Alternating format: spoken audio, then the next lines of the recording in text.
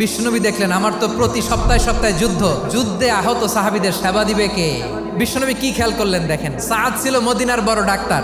এই নারী সাহাবী রুফাইদা বাবার কাছ থেকে চিকিৎসা বিদ্যা শিখেছেন। বিশ্বনবী রুফাইদাকে বললেন, রুফাইদা তুমি মসজিদে নববীর পাশে একটা মেডিকেল ক্যাম্প করো। বিশ্বনবীর ডিরেকশন অনুযায়ী তিনি মসজিদে নববীর পাশে একটা মেডিকেল ক্যাম্প করলেন এবং আহত সাহাবাদের চিকিৎসা উনি ওনার টিম নিয়ে দিতেন। বিশ্বনবীর পরামর্শে উনি আনসারি এবং মুহাজির মহিলা সাহাবীদেরকে নিয়ে একটা স্পেশাল মেডিকেল টিম গঠন করলেন। খায়বার যুদ্ধে 7ম হিজরিতে যখন বিশ্বনবী যায়, উনি ওনার টিম নিয়ে আসলেন, বললেন, ইয়া রাসূলুল্লাহ আমরা তো তলোয়ার চালাতে পারি না, আমরা তো তীর মারতে পারি না, আপনি যদি অনুমতি দেন খায়বার অভিযানে আমি আমার টিম নিয়ে মেডিকেল টিমের সেবাটা সার্ভিসটা দিতে চাই। পড়েন সুবহানাল্লাহ।